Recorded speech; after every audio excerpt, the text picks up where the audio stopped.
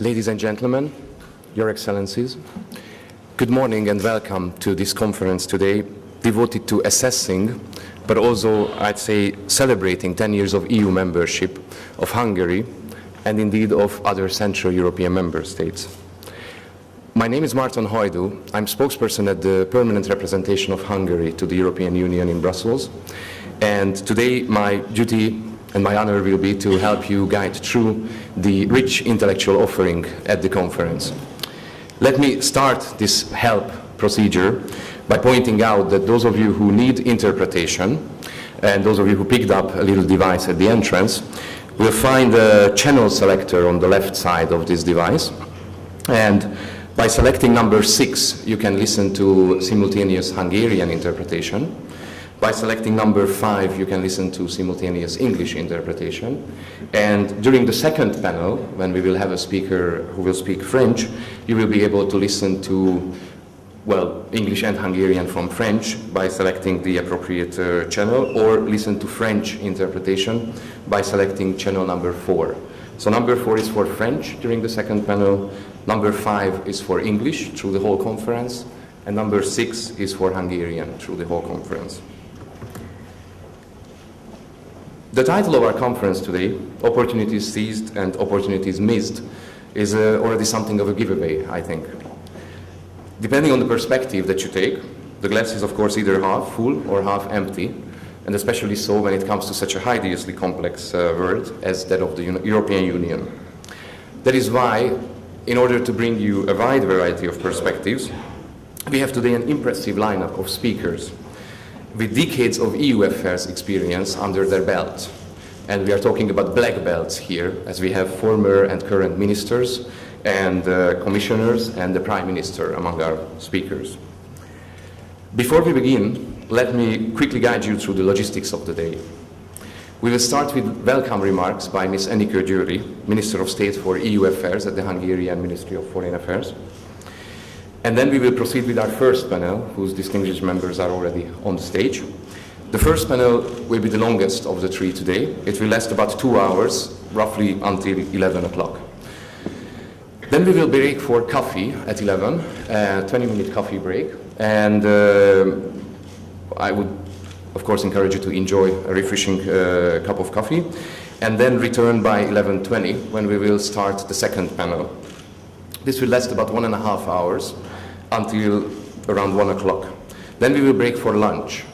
During the lunch break, a buffet lunch will be served outside of this room for our guests. And then I would like to ask everyone to be back before 2:30 p.m., 2:30 in the afternoon, which is when the third panel will commence. The third panel will be then followed, which will last about 1.5 hours again, will be followed by closing remarks by Minister János Martonyi at around 4 p.m., which will wrap up the day. Finally, 3 technical remarks. One is that you are encouraged, the audience is encouraged to think about questions to our distinguished panelists, because at the second part of each panel, you will have the opportunity to ask your questions, so don't hesitate. The second announcement is that during the breaks, there are strategically placed displays outside all around this venue, which will run short films made by Hungarian and Central European artists, and also commissioned by different European institutions and the Hungarian government. And these short video clips will be focusing on how we see, experience, and interpret the EU, as well as how the EU and its institutions would like us to see them. They will also include works specifically submitted for a competition that the Hungarian Ministry of Foreign Affairs organized for the 10th anniversary.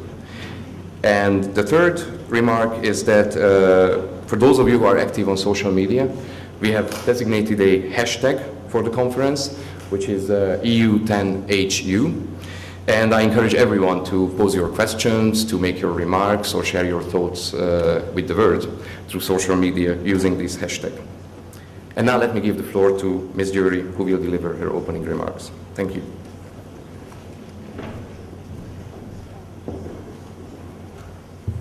Thank you so much, Martin. Distinguished Prime Ministers, Ministers, Excellencies, ladies and gentlemen, it is my great honor to have you here, all of you, today for this very special occasion to celebrate the 10th anniversary. And you have to know that the objective we have with this 3-day conference is to have a clear evaluation, an analysis of the last 10 years and how to proceed. So we have to look back in order to have a better understanding of what has happened and how to shape the future of the European Union, and of course how to find the place of Hungary even better in this European Union. And for doing that analysis, we invited those personalities who all in the last 10 years had a very important contribution to make Europe, the European Union, stronger and freer. And I would like to emphasize both words. Because you can express progress through figures, and we very often tend to forget anything else but figures.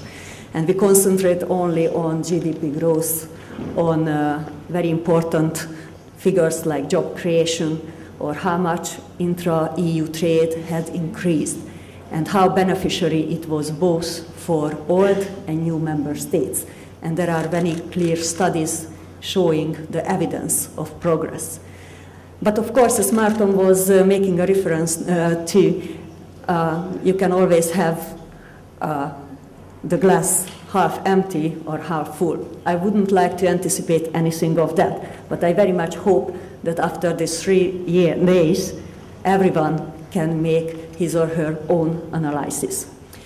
And for making this analysis, we have here very important witnesses of the last 10 years, because I mentioned that what matters is not just figures, but what matters is the human experience and the human factor of this European construction.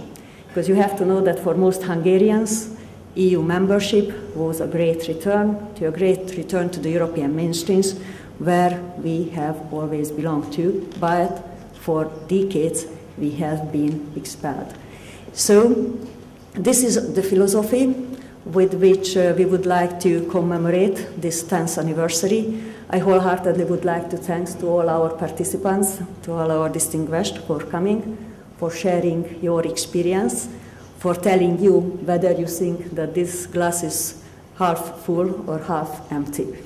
And the second and the third day, we go to a bit more technical and expert level to discuss this with foreign and Hungarian experts, with university professors, think tankers, but also we invited those who participated at our competition we launched, both for university students and anyone who was interested and wanted to share his or her experiences of the last 10 years.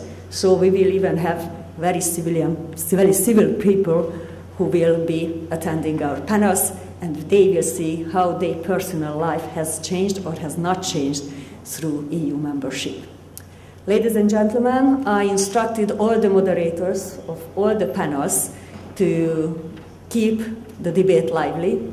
You will have interventions by all the speakers, and I very much hope that after that the moderators will pose them good questions, and they will even have the time and the opportunity to react to one another.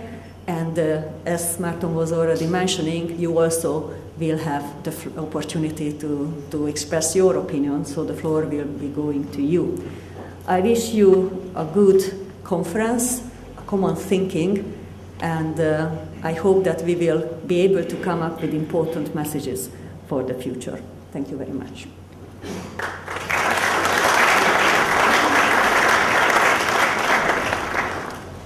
Thank you, Ms. Jury. And let us then move now to the first panel, whose title is 10 Years of Central Europe and of the Visegrad Cooperation within the Union. This panel discussion will be moderated by Mr. Zsolt Németh, Minister of State at the Ministry of Foreign Affairs, on the right from your perspective. Mr. Németh has served as Minister of State and Deputy of Minister Martonyi in both Orbán governments between 1998 and 2002 and since 2010. A founding member of Prime Minister Orbán's Fidesz party, Mr. Németh has recently been elected to the Hungarian parliament for a 7th consecutive term. where he chaired the Foreign Affairs Committee between 2002 and 2010, when his party, Fidesz, was in opposition. Mr. Németh, the floor is yours. Thank you very much, Márton. Good morning, everybody. You are most welcome to Budapest, and I hope we will have a lively day together. First of all, I would like to greet the three Visegrad foreign ministers and to give an explanation why they are three, not four. Unfortunately, Mr. Zaorálek, the Czech foreign minister, yesterday evening flew in but had to continue his trip to China. We had a very nice celebration of our foreign minister's 70th birthday.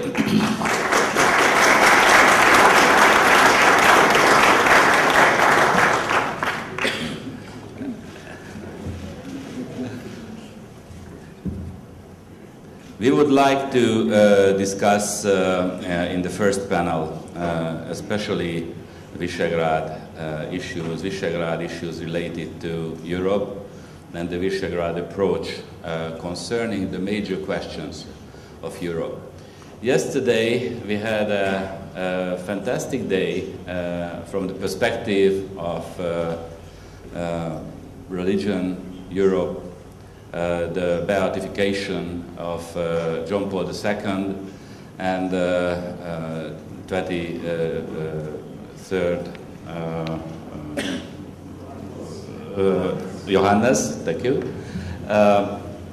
We all remember that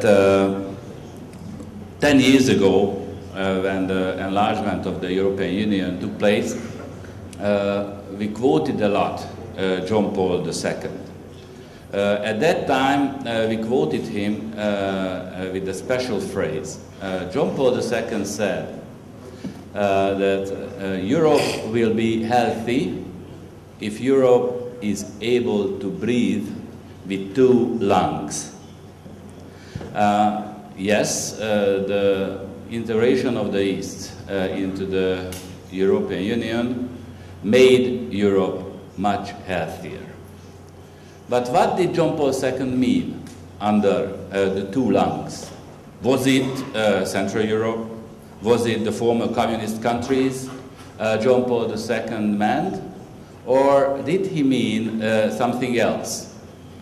Did he mean probably orthodoxy or Eastern Catholicism, the Uniate Catholicism?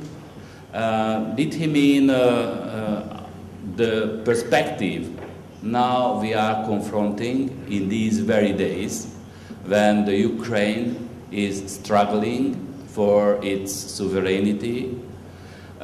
Because unfortunately until now, until in the last 20-25 years, no former Soviet Orthodox country could enter the Euro-Atlantic integration. Former Soviet countries, yes, with the Western tradition, Western religion, like the Baltic countries. And Orthodox countries as well, without being occupied by the Soviets. But no country with a Soviet past and an Orthodox character could enter the Euro-Atlantic integration until now. And this is the momentum where we are at the moment. How we evaluate the success of the prediction of John Paul II? Is really the two lungs of Europe breathing now? And is there a chance, if not, that it might become an even more entire Europe and even more healthier Europe? This is the question I would like to pose first to our panelists. And first I'd like to ask Radislav Sikorski to address us. Radislav Sikorski was a defense State Secretary in 1992. At that time he started the Euro-Atlantic campaign of Poland. Between 2005 and 2007 he was Minister of Defense of Poland. and since 2007 he became foreign minister. In 2012 he was elected to be among the 100 most influential global thinkers, and there was a sentence attributed to him, telling the truth even if it is not diplomatic. Please, Radislav, show what is the truth, even if it is not in a diplomatic form. Thank you very much for coming.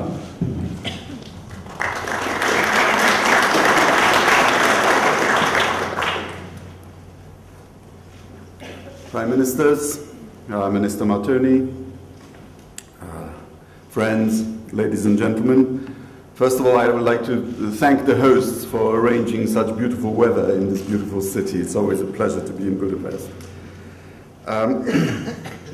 where I like to come quite often. And in fact, a few weeks ago, I was here in Budapest to discuss EU foreign policy. And to try to persuade Eurosceptics, I was asking, can France, UK, Germany, Italy, Poland or Hungary, acting alone or coordinating their policies in groups of countries, help Ukraine overcome its problems? I think the answer is clear. Only by presenting a firm, united policy towards both Kiev and Moscow do we have any hope of making a difference. After all, the EU is only as strong as its internal coalitions. And I think it is safe to say that the Visegrad Four is one of the strongest coalitions of them all. This is because the V4 is not just an exercise in diplomacy. The Visegrad Group is a manifestation of our friendship. A friendship born from joint experiences and from common values. When Václav Havel came to the Polish Parliament in 1990, he said, "We have an opportunity to transform Central Europe from what has been a mostly historical and spiritual phenomenon into a political phenomenon. We can offer inspiration to consider swift and daring solutions."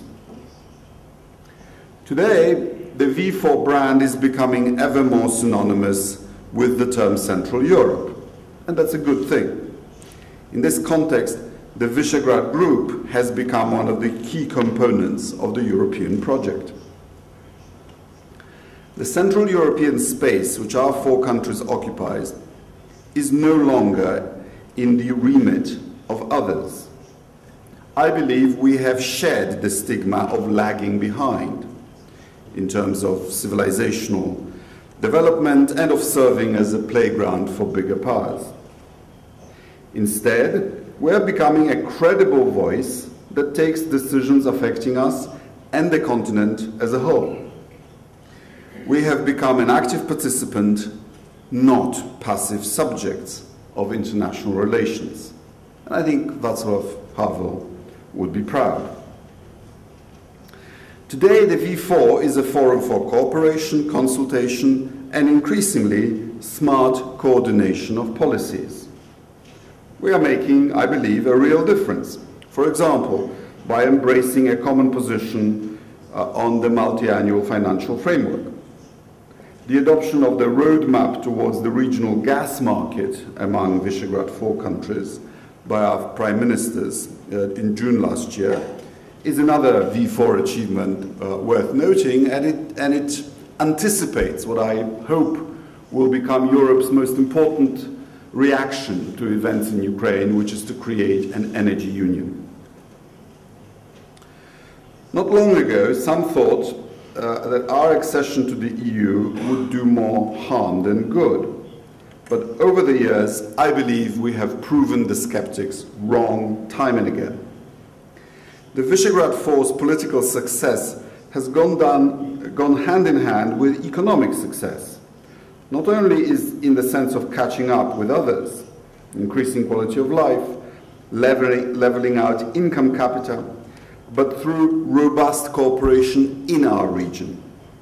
A qualitative and quantitative boost in transport infrastructure, the creation of a European sub-region with huge investment potential and investment reality.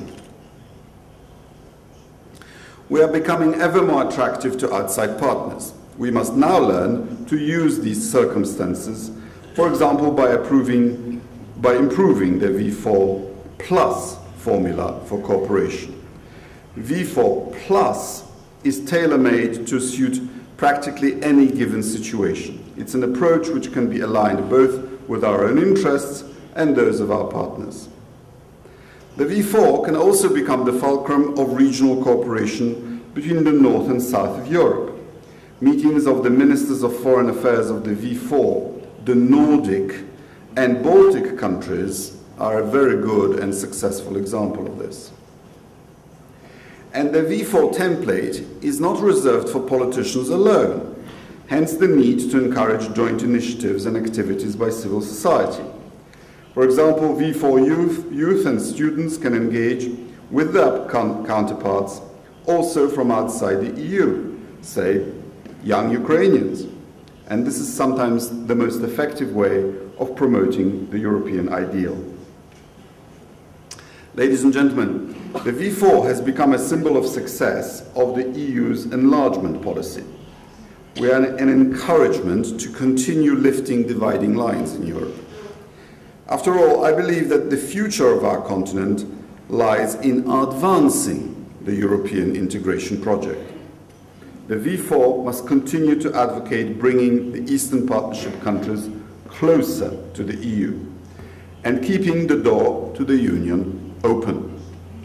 As President Van Rompuy noted at this year's Munich Security Conference, our biggest carrot is our way of life. Our biggest stick, a closed door. In fact, the V4 countries are uniquely qualified to support political transformations around the globe, especially in the EU's neighborhood. One of our most precious exports is the technology of transformation. V4 cooperation and the presence of V4 countries in the EU contribute to the stability of Europe on its fringes. For example, in March, our defense ministers signed an agreement on setting up the V4 battle group, made up of 3,000 soldiers, which is due to be operational by 2016. But for our defense and security stance to be effective, we must expand our military thinking. In 2013, Poland's defense expenditure was double that of the other V4 countries put together. In GDP terms, the Czech Republic, Slovakia and Hungary spend more or less 1% on defense. Poland spends twice as much, at the same time cutting operational costs and investing heavily in materiel and procurement. In terms of energy security, we are working to strengthen our energy grid and boost our gas connections. Just last week, the Polish Parliament unanimously adopted a new bill on gas infrastructure investments, which will make it easier to build, among other things, new pipelines with Slovakia and expand the existing interconnector with the Czech Republic. This is V4 at work on one of the most important issues of today. Ladies and gentlemen, we have come a long way in these last 10 years. The V4 countries were once seen as destitute occupants of the European house. Today, we are helping others to renovate this home, often speaking out on fundamental questions of architecture. Indeed, we have always believed that this home we call Europe must have a sturdy east wing. Our job together is to better communicate that vision. We are ambitious enough to become the new center of European growth. And it won't all boil down to financial capital. The key word here is human capital. We are a region with over 60 million well-educated, success-driven people. it's high time others began to see us that way. Thank you for your attention.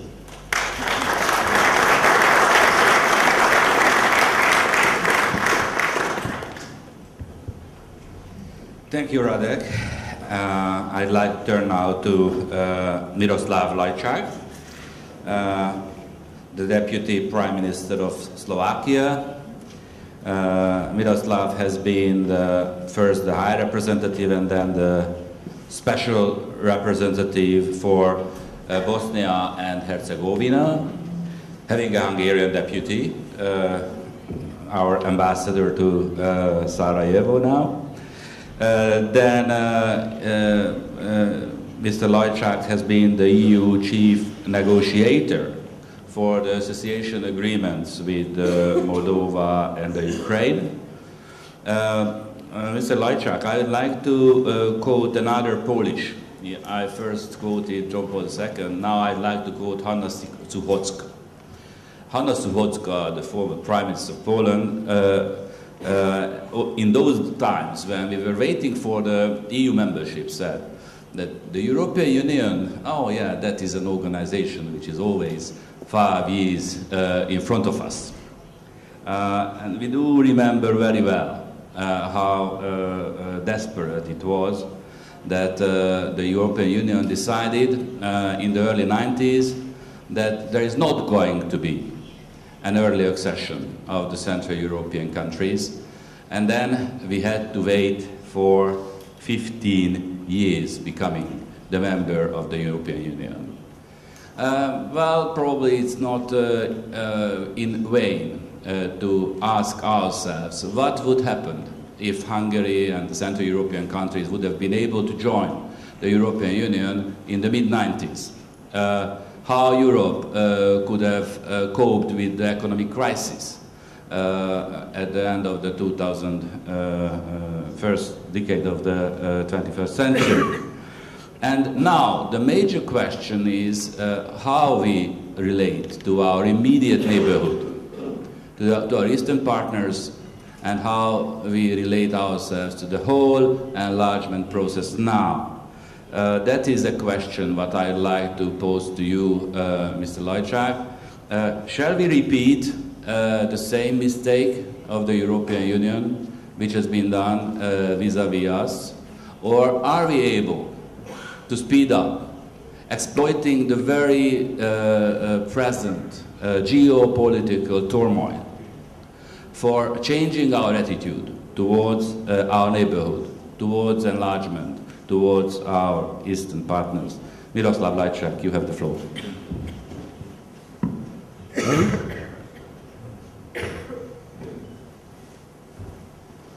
Thank you, Zsolt, and good morning, everybody. Let me start by thanking Hungary for hosting us, for organizing this conference, which is indeed very relevant and important. 10 years of the EU membership of our countries is an anniversary that deserves to be remembered, commemorated, and also assessed. And it's no surprise that that's what we are going to do in Slovakia and Bratislava as well later this week and next week to continue. I like to say that there are no ifs in real life. So let's not waste our time speculating about what if. Let's rather focus on what really happened, why it happened, what could have happened differently, and how to make sure that if there were mistakes in the past, they will be not repeated in the future. Here, I want to be very clear when dwelling a bit on the title of the conference. From Slovakia's perspective, there are no missed opportunities and there are no dilemmas. For us, these 10 years has been an opportunity seized for our citizens, for our country, for our region. Why? Because our citizens could enjoy the European freedoms, they could enjoy the highest world standards for the protection of human rights. Of course, they could enjoy the political stability and again, economic prosperity. Even though we shall not forget that out of these 10 years, we as new members and the European Union as such has been going through a difficult crisis for the second half, or for the last 5 years. Speaking about the country, I like to quote Radek Sikorski, who says, if you are not at the table, be sure you are on the menu. So for the last 10 years, we have been at the table, and having been through both, one cannot compare this. The relevance of each of our countries has grown, of course, compared to our geographical or geopolitical weight, thanks to the fact that we are members of this prestigious club. And our region is now an integral part of a peaceful, democratic, prosperous, and stable environment. And this is something that our citizens tend to take for granted, but look as close as to Ukraine these days and to understand that nothing can be taken for granted. And it's important that we speak about these achievements, and it's important we do it now, in the run-up to the European elections, because there are people who don't believe in the European Union, who are lying about EU, people who are Eurosceptics or even openly anti-EU people, and it's important that we balance their statement. Doesn't mean that everything is perfect and ideal in the European Union, no. Of course there are many things that deserve to be commented and to be improved, but I wouldn't call them opportunities missed. I would rather say it's a work in progress. Single market has not been completed yet. The genuine European Monetary Union and Economic Union with its 4 pillars is far from being completed. We are working or progressing quite well on the first pillar, the banking union, but there is so much to do. Common energy policy has become a question of the day. Democratic legitimacy, that means bringing union closer to our people, making European Union understandable, comprehensible for our people. It's an extremely topical issue these days. Reducing the excessive regulation and administrative burden. It's also something which especially our business people and entrepreneurs understand. Common foreign security policy, common security and defense policy of the European Union would also wish to see significant improvements. And there are many other problems. Some of them are common to V4 countries. Let me mention some of them. More effective use of Euro funds. Fighting unemployment, especially youth unemployment, and also to reduce the differences in working conditions, in salaries among the EU member states, and thus avoiding the brain drain, which is taking place in the European Union. Enhancing quality of education in general, and concentrating on science, research, and innovation in particular. Finding solution to the Roma issue, to impoverished and marginalized Roma communities, and also getting more senior positions in the European Union institutions for our countries and for our region. And I could follow on with the issue, so it is indeed a work in progress. It's important that we do work and we improve what we have already identified as issues that deserve to look more closely into. In doing so, we, I believe, should observe several principles. One of them is solidarity and responsibility must go hand in hand. One should not call for solidarity unless one has been responsible with its own duties, commitments, and it's only after that you can call the others to demonstrate solidarity with you. Second, if there are missed opportunities, we should not blame Brussels for them, because European Union is us. We are shaping the European Union, we are deciding about the EU policy, we are building European Union in our countries, not vice versa. Let's not forget it. Subsidiarity principle. This should not be just an article in the treaties. We should not be afraid of sharing more sovereignty on the EU level, if need be, and that's the philosophy in Slovakia. But at the same time, let's remain open to deregulation whenever it is reasonable. And finally, improving regional cooperation. It's always important because this is what accelerates and improves the cooperation at the EU level. And here, the Visegrad 4 serves as an extremely good example. We more and more often bring one voice to Brussels, one and more powerful voice instead of 4 voices. And I'm looking forward to the continuation of this.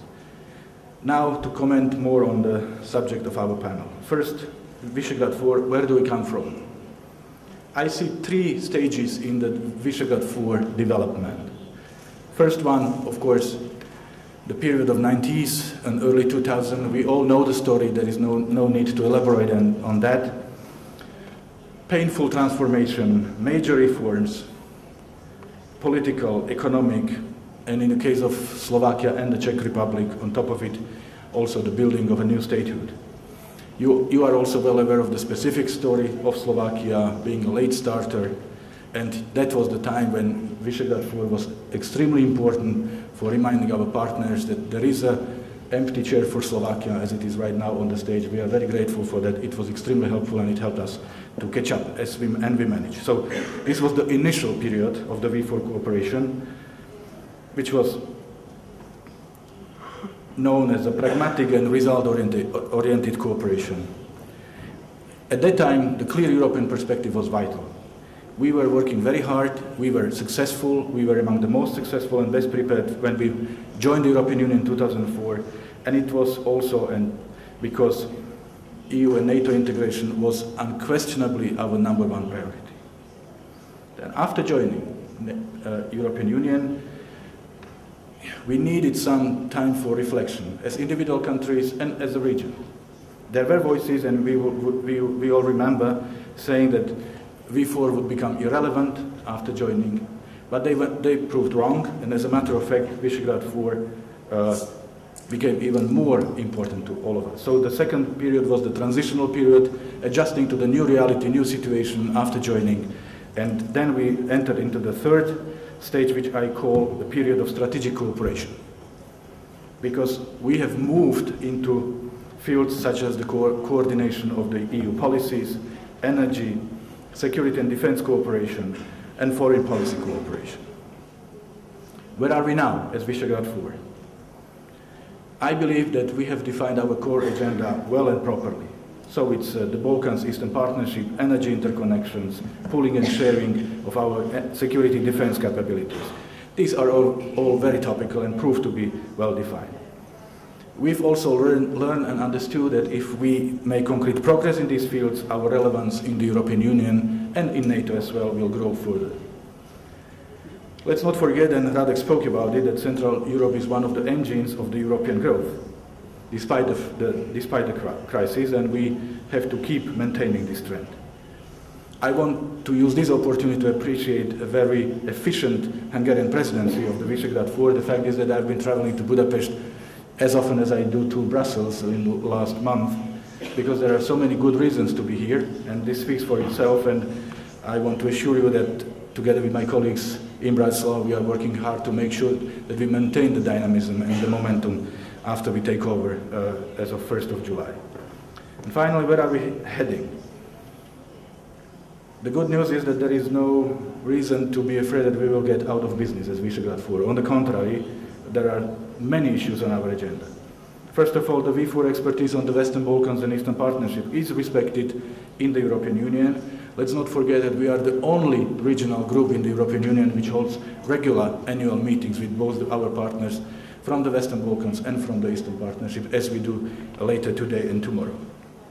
Second, the Visegrad 4 battle group, which should be operational in the first half of 2016. For me, this should be a good starting point, certainly not the ultimate goal of our further cooperation in security and defense issues. Third, energy. We have made significant progress in building our interconnections of our energy infrastructure after the gas crisis 2009. The situation of these days proves us right, so we shall look into what more can we do to improve our energy security. And fourth, and again, Radek spoke about it, the prestige of the Visegrad 4 has been constantly increasing, and there is an increased interest from other countries to be invited into a V4 Plus format. I, as a future president of V4, have already a list of countries who ask to be invited to our meetings. So let's use this format effectively and wisely, because it's very efficient. So to conclude, Visegrad 4 nowadays, as a group and as individual countries, are respected and reliable partners in the European Union. We not only enjoy the benefits of our membership, but we also actively contribute to the further development of the European Union's policies.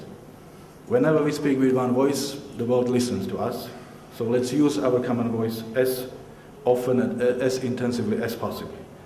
And finally, 10 years after the EU Big Bang enlargement, it's high time to stop thinking in terms of old and new member states in East and West divisions. And I believe that Visegrad 4, through our achievements and through our influence, could be instrumental in this regard. Thank you very much.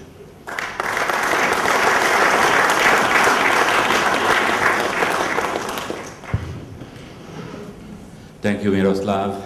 And now I would like to introduce János Martonyi, for those who wouldn't know him. János Martonyi has been twice the foreign minister of Hungary, completing his second term in a few weeks' time. But we know him not just as a foreign minister, but as a very committed, one of the most committed Hungarians towards Europe. He has been very actively involved from the 80s into the Euro-Atlantic integration process. He has been actively involved in the Hungarian association agreement in '91 with the European Union. He was actively involved in the fact when Hungary tabled the request for full membership towards the European Union in 1994. He has been instrumental, key, in the whole negotiation process of Hungary between 1998 and 2002. He has been chairing the first Hungarian EU presidency in 2011, first half of 2011. And as I said, we have celebrated in the past couple of days his 70th birthday.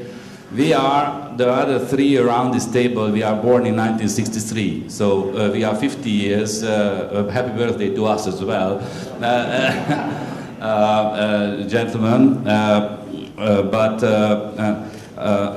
Coming back to the youth period of János Martonyi, when he was 20, in 1966,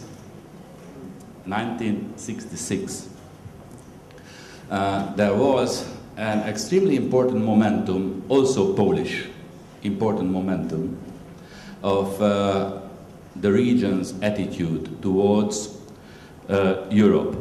Behind the Iron Curtain, the first really important event. In 1966, the Polish Roman Catholic bishop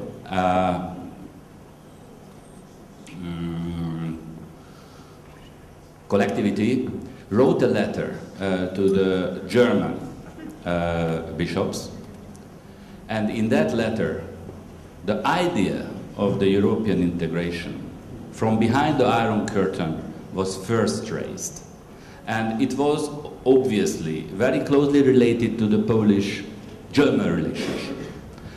And in that letter the Polish bishops said that we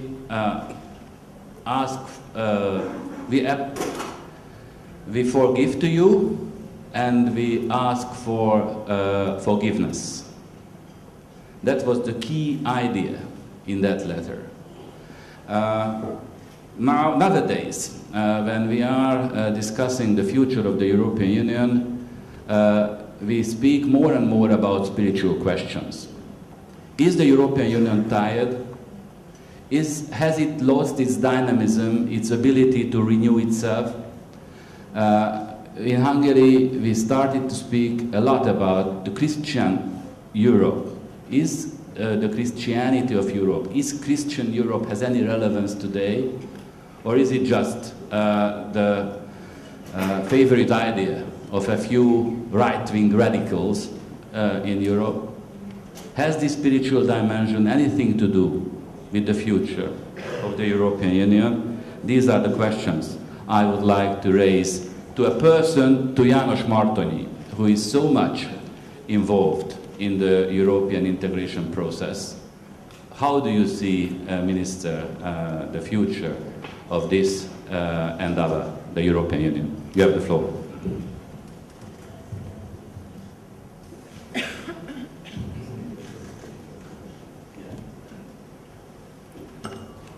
Thank you very much. Zsolt, I'm not sure that I'll be able to answer your question.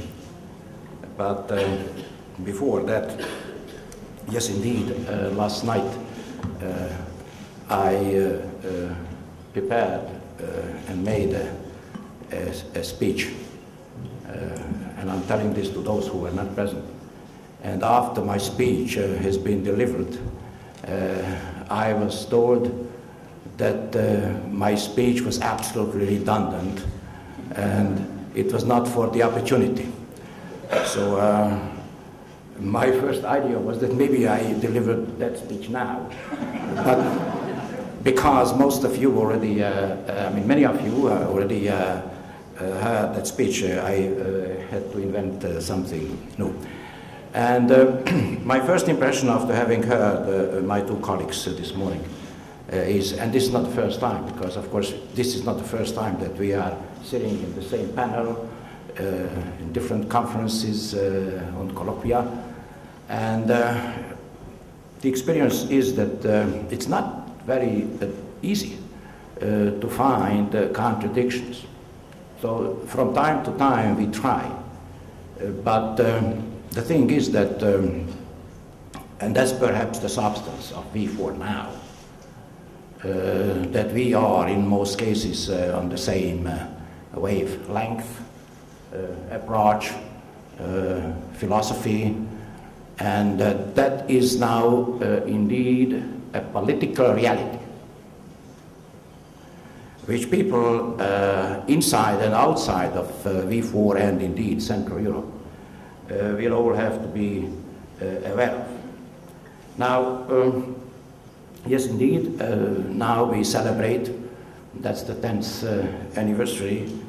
I would say that this is a celebration which is first and foremost jubilant, because we are happy, we are essentially satisfied about the results that have been achieved in the last 10 years, despite all the difficulties, maybe sometimes disenchantments or failures.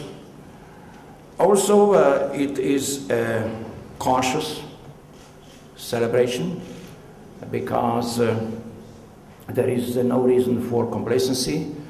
We all know that the reunification process of Europe is not yet completed, not only in a geographic sense, but also in a deeper sense in terms of economic, social, cultural, spiritual, and so on integration. So it's a process which is still going on. And also it is, and maybe that is a recent lesson which we had to learn, it is also a vigilant celebration. Because of the recent events or developments, we now are obliged to return to the basics, to the fundamentals, to the what we call the existential issues. Of course, economic integration is extremely important. Unification and approximation of legislation is equally important. All the challenges of European integration are extremely important, including growth, employment, and so on and so on. But at the same time, the original fundamental issues recur, and that's about peace, and that's about the basic security. And I think that, like it or not, that gives to Central Europe a very special relevance in the present and in the future of the overall European integration process. Now, I was referring to a reunification process because that's what we normally call the basic development happening 10 years ago, and this is true. Although, of course, we all know that this reunification process started well before. It started roughly 25 years ago. And interestingly, it was not only the reunification process which started 25 years ago, but it was also the time for rebirth, renaissance in the real sense of the word for Central Europe. And many people asked the question in those days, you can't even define what Central Europe is.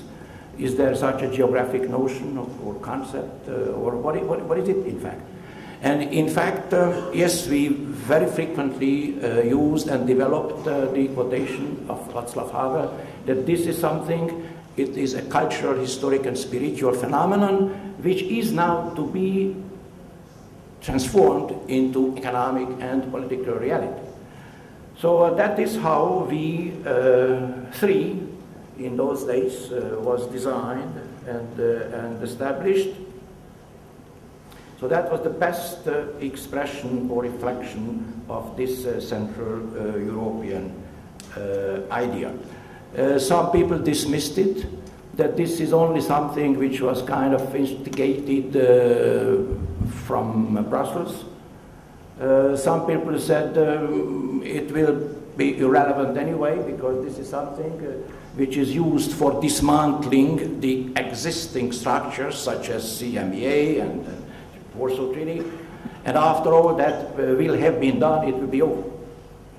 No, it was not true. It was not just a deconstruction exercise, it was also a construction exercise, and it is still going on. And I think that we would all agree that even the most optimistic persons in the early 90s did not expect such a successful and huge development of this very informal, very simple, but very open cooperation. Any cooperation or any organization draws its legitimacy from its results.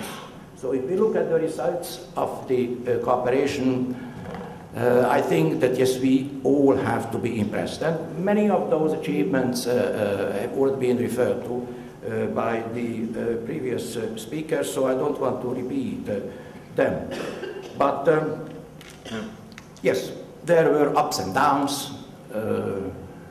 V3 became very soon, very early V4, and despite all the possible difficulties, we continued and we developed with success. One of the reasons for that, I believe, is that while resisting the temptation of formal enlargement, which was the first challenge we were confronted with, many other countries, of course, wanted to join, very correctly, in a very justified manner, but we sensed that we have to keep it as it is. But at the same time, we have to open the doors. Mention was made to the open doors. And we do have an open door policy, which means that we developed a variety of a vast variety of V4 plus formats, which are now still being extended now on a global level, I would say. The Polish presidency, of course, took initiative in this respect, and of course we continued. I very much, as I said, I very much agree with what Miroslav said. In most cases I agree with him, but in this case I specifically agree with him when he referred to the very efficient Hungarian presidency of the V4. But I'm sure that they'll take it over, I mean, in a couple of weeks, and this tendency will go on, because we all support one another in every respect. Now, so this kind of openness, this V4 plus formats certainly contributed to a large extent to our success.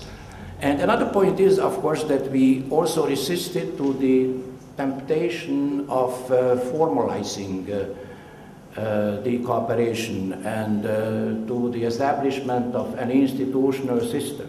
Because we do have an institutional system, which is European Union. We must not establish another one, a parallel one.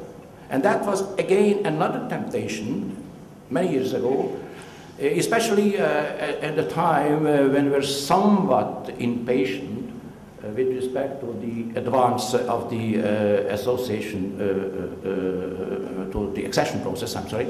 So I think that was also a right decision. We established a fund, which is more and more useful. Many people now contribute to it. Latest promise which we received was coming from Germany. So you see that we rely on our friends. But all in all, no formal body, no formal organization. So we, in a way, avoid all the challenges and difficulties the European Union as such is now, to some extent, facing. But, and that's my last word, we definitely have an important mission to fulfill. The V4. And now the history of the last 10 years proves that in fact V4 became more relevant than it was before the accession. Now that's perhaps again a surprise for many people, perhaps even for ourselves. Because the question was raised 10 years ago, what would happen to Visegrad? Is it still needed? Is it still relevant? What is the purpose of all that once you are all members of the European Union? And apparently the opposite turned out. Multi-annual financial framework has already been referred to, just one of the examples. But yes, we do contribute, and we are actively shaping the developments within the European Union.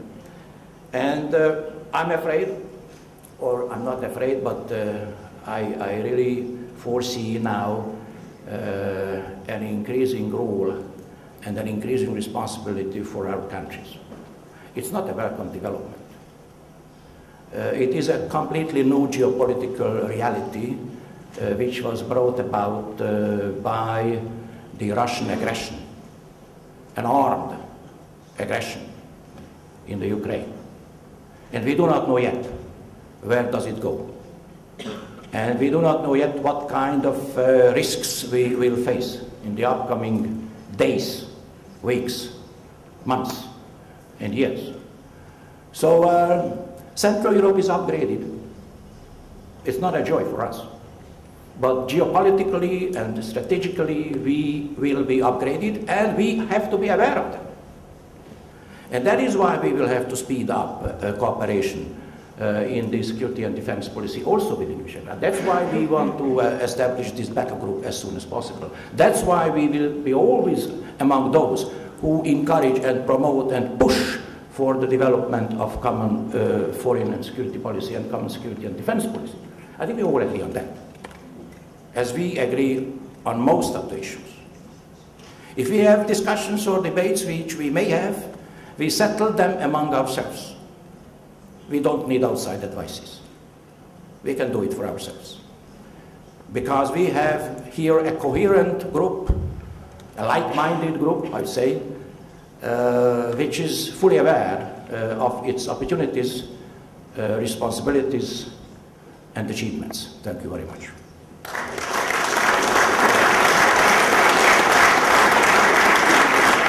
About the United States. My first question is that, dear Radek, you went to Berlin recently and you suggested the Germans to lead Europe. Have you got an answer? This is my first question. The second is concerning the United States. What mark would you give to the United States in the last 10 years European-related policy, especially these days about the Ukraine? How do you see the American attitude towards the present crisis in the Ukraine? To Miroslav Lajčák, I would like to have also two questions.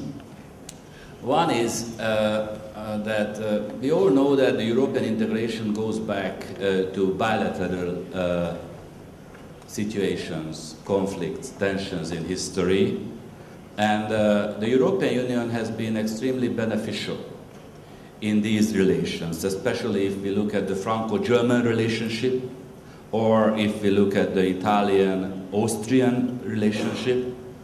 I would like to ask you, and it is not just a question to you, Miroslav, but it is a question to János Martonyi as well. How do you see, has the European Union had a positive impact on the Hungarian-Slovak relationship in the last 10 years? How do you evaluate that impact? And my second question to Miroslav would be Russia. You studied in the Soviet Union, and I'm sure you know probably the best the Russians. Probably all three of us know as much as you do about the Russians. Do you think that the sanctions against Russia in this situation is an effective tool to influence them? If not sanctions, what else would be possible to influence the Russians?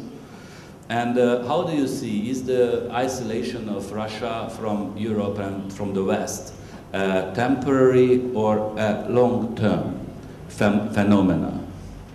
And János Martonyan asked you about the Slovak-Hungarian relationship, but I would like to have another question, which is more Hungarian specific.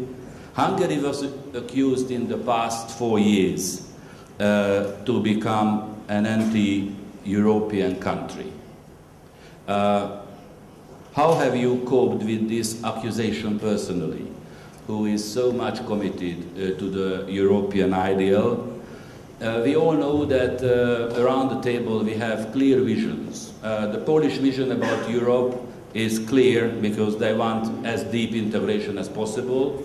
The Slovak vision about Europe is also very clear. They want a strong Eurozone because they are in the Eurozone. I would like to ask you, the Hungarian Foreign Minister, do you see a clear Hungarian Europe vision today in 2014? So these are my questions to you, and be prepared because you will have the next round. Radek Sikorski. Well, I got the easy ones, just Germany and the United States. My trip to Berlin with a speech to the German Society for Foreign Policy was at the invitation of Guido Westerwelle, who is with us today. And it wasn't recently, actually, it was in 2011, in November, at the precise moment when Europe was really scared that the Eurozone might actually collapse. And there were political leaders in Europe, important political leaders, including in this country, who are predicting that the European project will actually collapse with it.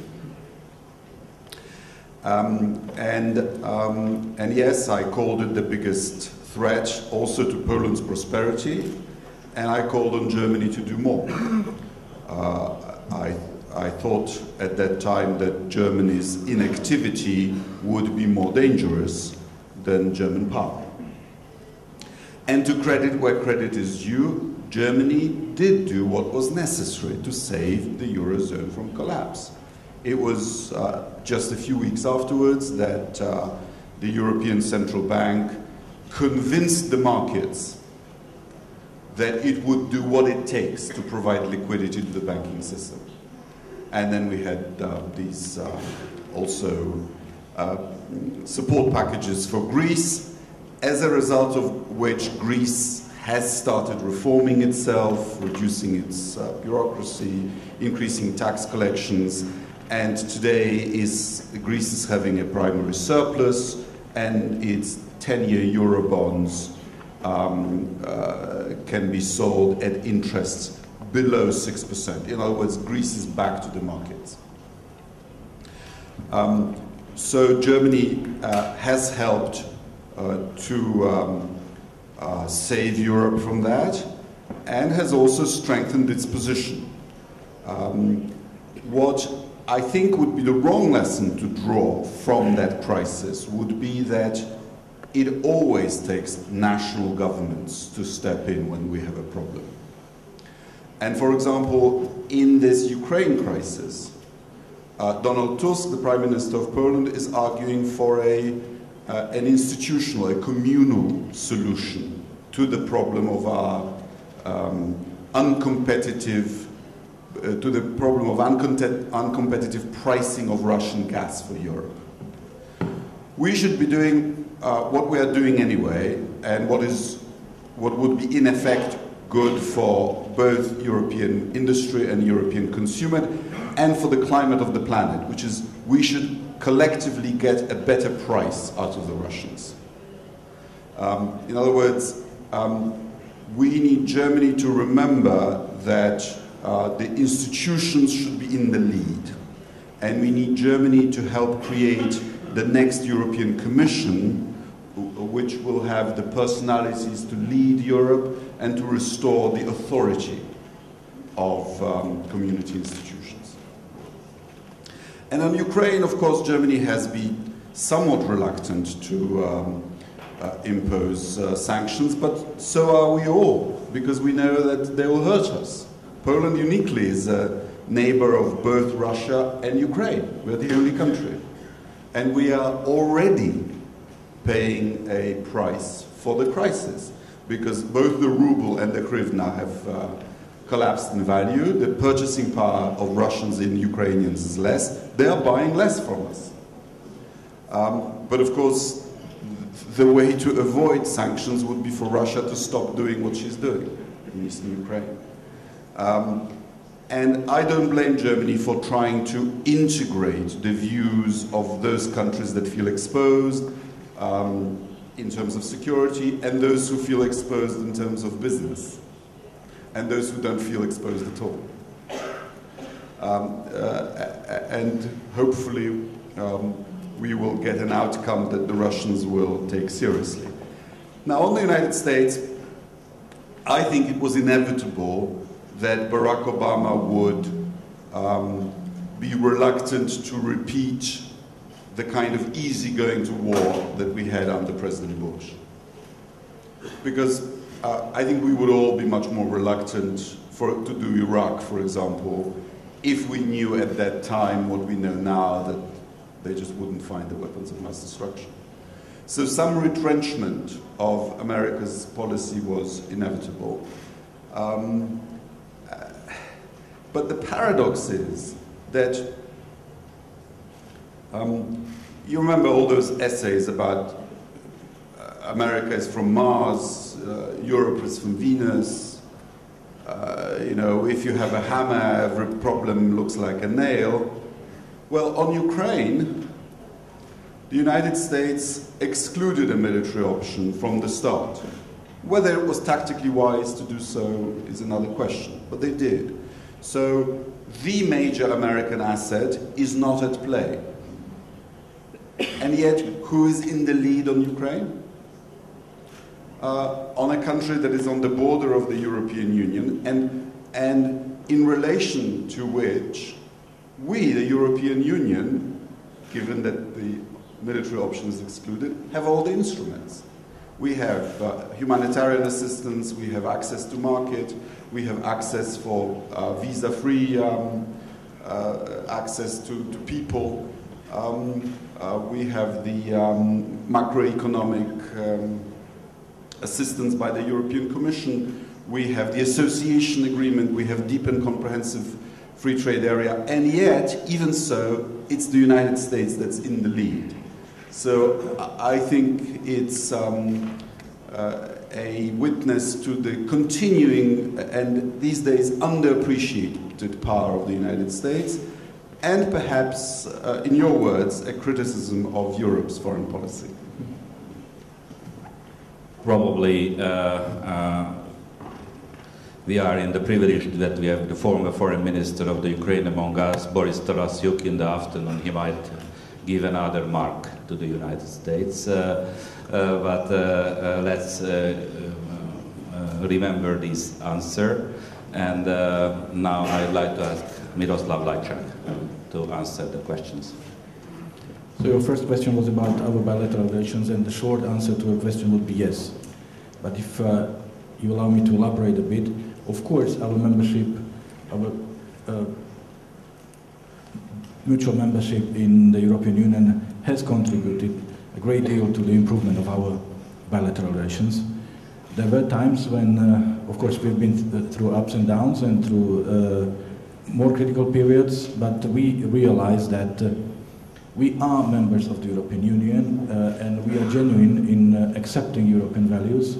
As a member of the European Union, you are supposed to be the standard setter and also the role model for countries outside of the European Union. which does not really go well with the fact that we had our problems and we had to turn to European institutions. We both have the same set of foreign policy priorities, including enlargement, the Western Balkans, and we both were suffering from the fact that trying to explain to our partners in the region about the necessity of reforms and about the positive impact of the future membership. They were immediately responding, but look at you and look at the Hungarians, and even the membership does not answer the questions which are still open. So in my case it really played a role, and I was not the only one. So we realized and understood that our membership in the European Union means that we also should deal with our bilateral issues in a European way, and we did. Because the fact is, and the truth is, that we are very close, we are very similar, we have we have similar understanding of many issues, but one of the mistakes we were making in the past was that we were focusing on the very small portion of our relations in which we have different views. Which is nothing wrong about having different views. But what we managed to do now is that we look at our relationship in its whole complexity, in its entirety, and second, we deal with the issues directly, diplomatically, and not accusing each other via media. So the national card has been removed from our politics in both countries. There are no taboos, there are no hidden issues, but we found a way how to speak about all these issues normally, quietly, in a European way. And I think we are both very happy about it and enjoy it, and it's in our interest to continue like this. On Russia, you cannot isolate Russia, and Russia cannot isolate itself either. Russia is too important, too global a player, of course, member of the P5, and there is no need to elaborate. What is happening here is not isolation, but rather a redefinition of Russia's role on the international scene. Russia is distancing itself from our world and is trying to find its own place on its own terms. Russia has been coming back to the world stage. Every global crisis has made Russia stronger. We remember Kosovo issue was the first case when Russia found the courage to say no. And then, well, it worked, the same pattern was repeated on Iran, on Syria, and now Russia feels self-confident and assertive enough to continue with this. What can we do about it? Or are the sanctions the way? I'm not a great fan of sanctions. Sanctions are painful, and quite often sanctions have not helped to improve the situation. But do we have a choice? What is there between a diplomatic process and the war? Well, sanctions are seen, or I see them as a mean to avert, to prevent the conflict, and to return to a genuine negotiations, to return parties to the table. But we have to understand that to impose sanctions on a country like Russia is really painful. We are very tough when it comes to countries like Belarus or Cuba. We have no hesitations. We can put hundreds of people on the sanction list because it has very little impact on ourselves. Now we are sort of imposing sanctions on Russia, but we all know that these are not the real sanctions. And we also have not come to the point yet to understand that it's going to hurt, and it's going to hurt all of us, and we all have to be ready if we are serious. And this is what Radek spoke about, or he mentioned.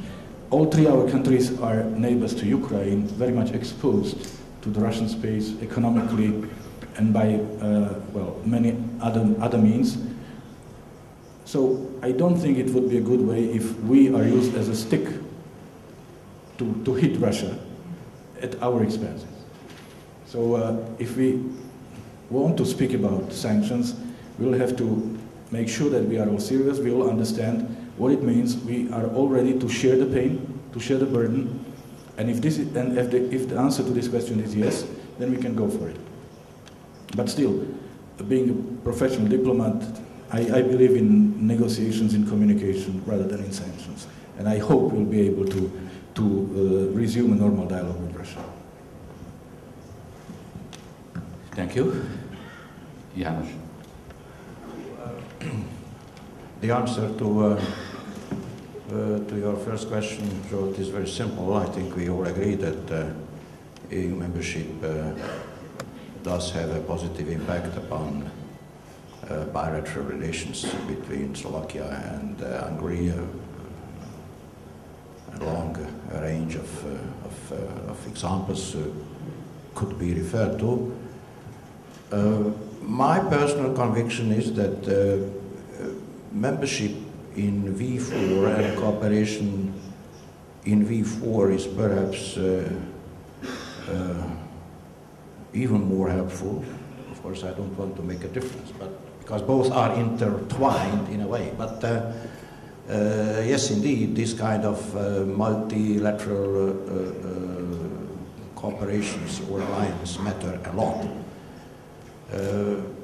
But at the same time, I think priority always has to be given to the bilateral contacts whenever we have any kind of controversy or difference of any nature whatsoever.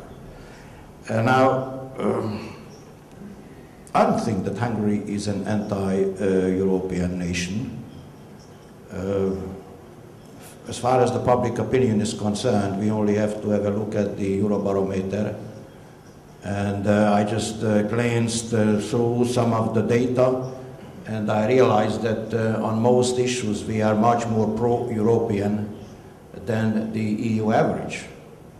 So the percentage of people, for instance, who disagree with the statement that everything, all the challenges would be easier to be handled outside of the EU, 58% of the Hungarians say no. And most of them, again, 57% expect a stronger union. More Hungarians feel themselves union citizens, much more than the EU average. So the positive judgments are substantially higher than the negative judgments. So I think that's the main point. I'm not saying that Euroscepticism does not exist in this country. In fact, there are even some traditions of Euroscepticism. I took some visitors the other day to the Gellért Hill, and I tried to explain to them that Bishop Gellért, roughly 1,000 years ago, was thrown down from this hill by some Eurosceptic guys of those days. So it goes back to the past. But at the same time, I think we are a fairly sober people, despite our relatively high wine consumption. So, you know, interestingly, now we have this campaign for European Parliament elections. And a political party which at the outset was advocating leaving the Union, or at least having a referendum on departing. Now they very much soften their stance. Why? Because they sense the public opinion. So again, perhaps this is a demonstration that on the whole Hungarians understand very well what the benefits are, despite some difficulties and more difficult moments in the last couple of years. And that is, I believe, is very, very important also for the future of the European construction. At the same time, we have to navigate cautiously, and of course we have no time now to discuss the challenges which we should tackle and handle. And again, in this context, I believe that our Central European experiences, sensitivities, can be very useful. Thank you, ministers. And now I would like to take a few questions. Another minister raised his hand, Géza Jeszelszky. the foreign minister of the first democratic Hungarian government in 1990, later our ambassador to Washington. Mr. Minister, you have the floor. Thank you very much. First of all, I would like to congratulate the speakers. I think many of us have attended many international meetings, conferences. This was a very exciting one, void of platitudes, commonplaces. So I think that is what we need to face, really undiplomatically, if you like, these issues. Well, we all know that Europe, the European community, was born out of the ruins of the war. These ruins existed in Hungary, and this very building was in ruin. As a young boy growing up in the late 40s, I was in this building. It was a burnt out one, and in the cellar, chart documents we were enjoying, or at least interested in that.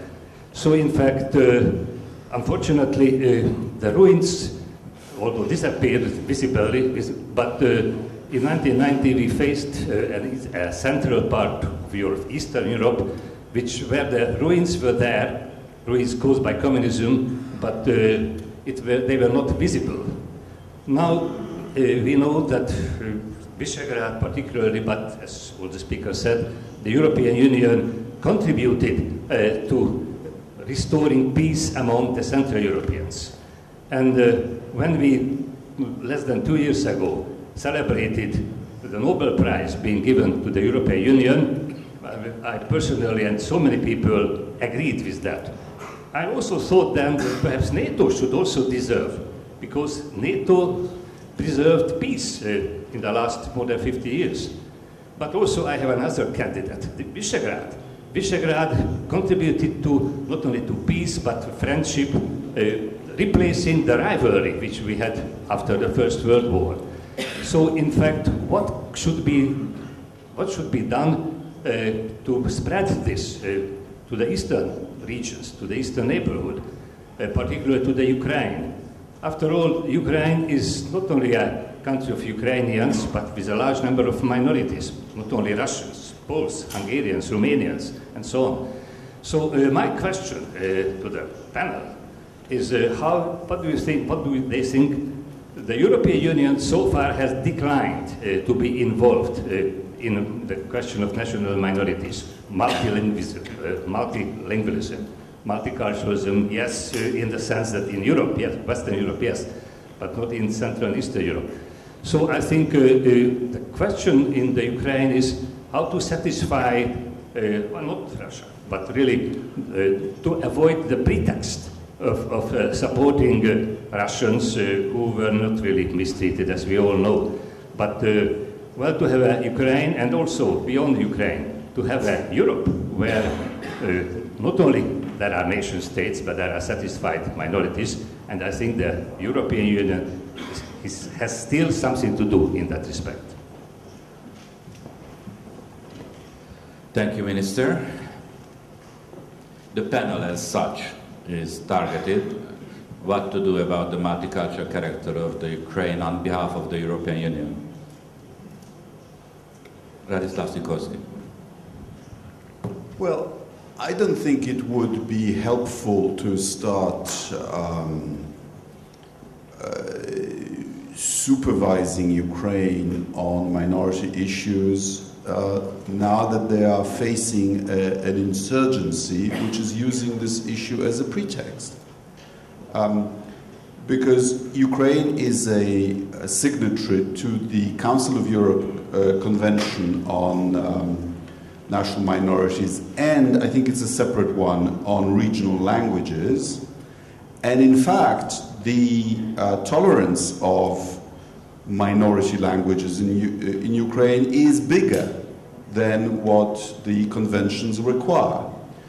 If all the EU countries had the kinds of provisions for national minorities and regional languages that Ukraine has, I think we would all be much happier. And as Geza actually hinted, in the east of Ukraine, if anything, it's the other way around. There is no suppression of the Russian language, because everybody speaks Russian. The authorities speak Russian, the media speak Russian, the schools are Russian. If any language is slightly disadvantaged in eastern Ukraine, it's Ukrainian. And we have the UN report which testified that there was no systemic discrimination of Russians in the Crimea either. So this is a pretext without even a hint of reality behind it. And therefore, I think the real issue where we could be helpful to Ukraine is different, namely decentralization. That their regions and their towns, some of the leaders are still being appointed from Kiev. But again, I don't think the Russian Federation has any authority to speak on this issue, because after all, it was in Russia that governors are no longer elected popularly. So both countries, both Russia and Ukraine, need decentralization. We feel that our Polish decentralization has been a huge success. My hometown of 390,000 people has a bigger budget which it spends autonomously than my ministry. And Polish regions are in charge of distributing cohesion funds. And Polish cities, a bit like in Germany, are important sources of innovation and of industrial policy even. That's the sort of model that perhaps would be good for Ukraine, but it's Ukraine itself that has to make that decision. And therefore, I don't think non-existent persecution of minorities should be a pretext for the imposition from outside in a colonial manner a federal constitution that would, as proposed, would make Ukraine not into a Switzerland or the United States, but into Bosnia, which is not exactly an example of a successful governance structure. In other words, what is being proposed would make Ukraine ungovernable, incapable of introducing reforms, and therefore likely a failure in its European aspirations. So I'm not surprised that the Ukrainians don't want that. And those are issues for the Ukrainian Parliament to decide. We can only advise and give what we've done as examples of successes and failures. Yeah, I would add there are things only Ukrainians could and should do, and there are things we as Europeans could and should do to help them. Speaking about the former, the key word here is inclusiveness. It's a responsibility of the Ukrainian government, Ukrainian authorities, to make sure that no region, no religious group, no members of any ethnic or minority groups feel excluded from the processes that are taking place in Ukraine. And that's really important, and they can do it, it's within their competencies. And we shall miss no opportunity to remind our Ukrainian partners that this is what we expect from them. And then, about the latter, what we as international community should do, well, here the key word would be complementarity. We have Council of Europe, we have the OSCE, we have European Union, we have other international players. Let's make sure that we focus on our area of specialization, and make sure that we do not interfere with our competencies or do not overlap our activities, because there is so much to do. European Union is busy in assisting in a financial area, improving the economic performance, improving the government's performance in Ukraine. And we have Council of Europe and its Venice Commission dealing with the issues of the rule of law and the protection of national minorities. And we have the OSCE and the High Commission on National Minorities, who also have their job descriptions. So, in case we see that there are gaps which are not covered by any of these organizations or the others that I have not mentioned, then let's look into the matter and let's deal with it, but not before. I really believe that unless we know that there is a clearly defined and specified role for the European Union in that particular area, we should not rush into that, because I really trust the other European institutions. What we want to make sure is that Ukraine meets the European standards in every possible areas, particularly in those where these standards are clearly defined. Yes, I think that the comments just made by Radek and Miro already show the complexity and the delicacy of this issue. We all remember that immediately after the installment of the new government, the cancellation of the existing language law was a very, very serious mistake. And that was said by all of us, and also by the European Union. In those days, of course, there were some risks on the side of extreme Ukrainian nationalists, and I am not sure that this risk or this danger is over. At the same time, clearly, as it has been said by Radek, this is now used and misused by a much greater power in order to achieve its own objectives. So we have to be careful. But at the same time, when, for instance, we four ministers in Kyiv, and also when we went to the Donbass to talk with the local people, we underlined everywhere the need of an outreach and a very tolerant approach towards all minorities, whether they are big or small. And of course, we have to make a difference between the East and the West. The West is different. In the West, we have a large number of national and linguistic minorities, 5, 6, 7, 8. And if you, for instance, take the example of the language law, if the threshold for the use of official purposes, the minority language, is 30%, in fact, only the Russian minority would benefit from that. And all the other minorities, Bulgarians, Romanians, Slovaks, Poles, Hungarians, and so on, they would be excluded. So, I mean, all these things will have to be carefully analyzed and discussed, but I would fully agree with all those that now the risk is basically elsewhere. But this is perhaps one more reason why people have to be very careful about this also in Kiev and also in the west of the country. Now, that was also my position, which I explained many times here in this country. Of course, federalism is beautiful. We all like it. But we all know what is it about now. And we all know that, behind that there is a clear policy for separation or for secession of some parts of the Ukraine. And nobody wants that.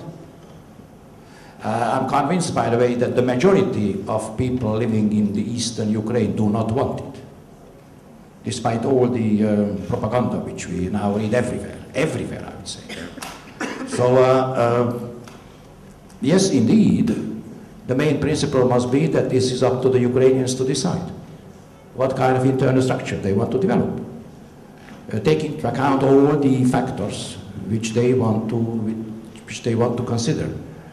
And for the time being, I think that if the new constitution goes in the direction of a strong decentralization and delegation of powers to the local community and the local governments, that is the right way. But all in all, let them do it. And for that, they have to feel safe. Unless they feel safe, they cannot proceed in a harmonious and peaceful manner. So that's why I think we have to be very careful when we discuss about constitutional and theoretical structures, and we have to focus upon the imminent risks. Thank you, ministers. Next round. Just in proper seconds, please. Any other question to the panel? Yes, Mr. Lajczak says that we have exhausted you. Is it true? Everybody is exhausted? All right. Ready for the coffee. If there's no question, if I could supplement what I said about the minorities issue. Please. Because I was telling Franco Frattini, who is with us, last night, that I went to Kiev with where Frank-Walter Steinmeier and Laurent Fabius joined me, and we made this deal between the president and the opposition. I traveled there after my skiing holiday was cruelly cut from 10 days to 2 in Alta Badia in South Tyrol. Which is an area which was fought over in World War I, in World War II, and there was actually something of a terrorist movement there, even as late as the 1960s, right? And today the area is very prosperous because the German-speaking minority, the Ladino-speaking minority, and the Italians have worked it out. Signs of streets and villages are in 3 languages. In some villages, the first language is Ladino, the second language is German, and only the third is Italian. And above all, they've agreed on the share of taxes that would stay locally and the ones that would be passed on to Rome. And they happily make money on us tourists, which is the European way. And it's not, the issue of minorities is, or even trouble with minorities is not a reason for an invasion. This is the difference. You can even have a plebiscite on independence. The British are having one on Scotland. But the British Army is not stepping into Scotland to make sure what the result would be. And that's the difference with Crimea. There are acceptable and unacceptable ways of dealing with these issues, and what is happening in Ukraine is completely unacceptable. Thank you, Radek. We are following with a close eye what's happening in Alto Adige and South Tyrol, and I think these positive models in Western Europe are becoming more and more important and interesting in East and Central Europe. Ladies and gentlemen, we had 3 lectures. We had a fantastic discussion. I had 3 words heard out of the Visegrad experience concerning the last 10 years and the coming years concerning the future of Europe. One key word was solidarity. Solidarity inside the European Union. We would like to become not new members slowly after 10 years. We would like to become normal members. Solidarity inside, but solidarity outside as well. Because the integration, the reunification of Europe is not complete. And it is both the Western Balkans, which is in the center of our interest, and also the Eastern partners. And especially now, the solidarity which has been generated towards the Ukraine in these very difficult days. This very day is extremely difficult for the Ukraine when we are discussing these questions. we need to strengthen our solidarity with the Eastern partners, to give a new impetus to the Eastern Partnership Program, and especially under the very pressing situation relating the Russian-Ukrainian conflict. And I hope that Boris Tarasyuk will comment upon those issues which have been raised later on. So this is solidarity. The second word which has been very often quoted by the ministers was efficiency, effectivity, pragmatism. This is the direction the Visegrad cooperation have moved towards, and I think this is vital for the survival of the European Union. We cannot allow not to be as effective as we can, and that means infrastructure, that means energy, that means common market, and so on. And the third category which I would like to underline as a conclusion is sustainability in a broader sense. Not just in an environmental sense, but in a social and spiritual sense. Because if we believe that this continent has a future, it has to go back always to its roots, because those roots make possible for the renewal of our continent. Ministers, thank you very much for this very inspiring panel. And now I liberate you for a coffee break, and we will meet at 11:20. Thank you very much.